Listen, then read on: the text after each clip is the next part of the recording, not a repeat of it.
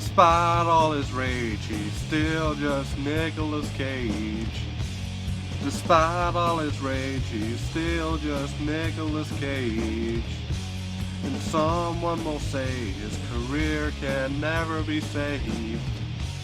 Despite all his rage, he's still just Nicolas Cage. Hey guys, welcome to another installment of Just Nicolas Cage, the show where I very slowly work my way through Nicolas Cage's filmography. Today I'm talking about the 1994 movie Guarding Tess. In Guarding Tess, Nick Cage plays a secret agent assigned to protecting a former First Lady played by Shirley MacLaine. Her husband died, but she's still a public figure that needs protection. Nick Cage is reluctant to perform his duties because she's such a stubborn grump, but he's under strict orders from the current president to do everything she says. And over the course of the movie, maybe, just maybe, they might learn to get along with each other.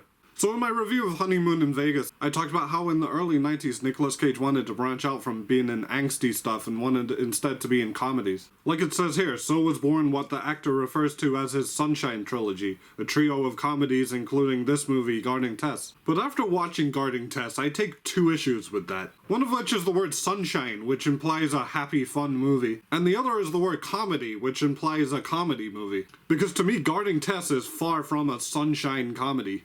I mean, there's certainly some humor to be found in the movie. Mainly in the first act, a lot of the comedy is a bit dry, but they do sprinkle in some lighthearted stuff here and there. They exploit a bit of comedy out of the premise of an old lady using her position to get a secret agent to do menial tasks for her. Like she pulls the emergency alarm just to tell her staff that she wants to go and play golf. Or probably the most broadly comedic scene in the whole movie is when the government agents all help her with her shopping in the supermarket. It's not particularly laugh-out-loud funny, but fair enough, it's comedy. But all that light comedic stuff is pretty much only in the first act, and especially like in the last 40 minutes or so, the movie becomes very solemn and serious. By the third act, this movie goes to a really unexpectedly dark place. I won't spoil it, but the whole vibe just changes. Not one joke is even attempted for a long stretch. The musical score becomes replaced by like really sad violin music, and there's a very heavy plot point revealed that makes you go, this movie has really left the realm of comedy entirely. You're like, is this the same movie where the uncle from Harry Potter was doing a wacky dance like an hour ago? I'm certainly all for a movie that's able to mix comedy with grounded and dark elements, but going from such a milquetoast sitcom-y vibe to like a high-stakes, serious thriller drama vibe just feels a bit jarring, especially the way they handle it. So yeah, to label this as part of a Sunshine Trilogy just feels a bit misleading. As for the performances, Nick Cage is good. He's surprisingly very muted at first. Like, there's a scene at the very start where he thinks he's done with looking after Tess. You know, he's really relieved and he flies all the way to Washington, only to be told that he has to go back to serving her. And the weird thing is there's almost no response from Nicolas Cage here. I suppose it makes sense for the character to be kind of subdued because the character is probably jaded and despondent because of his job. But it's also Nicolas Cage. It's weird to see him not freak out at something like that. There are some fun parts where you can see him just seething and try to hold back an outburst. And also there are some outbursts. What does she want? Chocolate? Some kind of goddamn fruit drink or something? What do we look like, waiters? Are we a bunch of waiters? We want to be down there! There's a great part in the aforementioned dark third act where he's threatening to shoot a guy in the toe and he finally gets to unleash. Hey, will you just listen to me? If he is involved. 5, 4, No, come on, 3, okay! 2, Okay!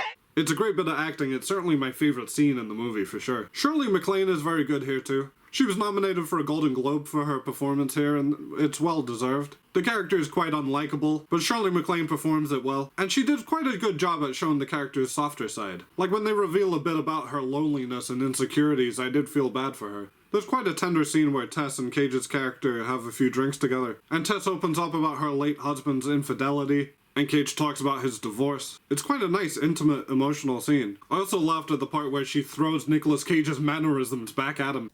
But this guy works for us, and he's gone! He works for you because I told you people to hire him.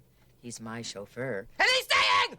It really would have been a lesser movie without the strong back and forth between Shirley MacLaine and Cage.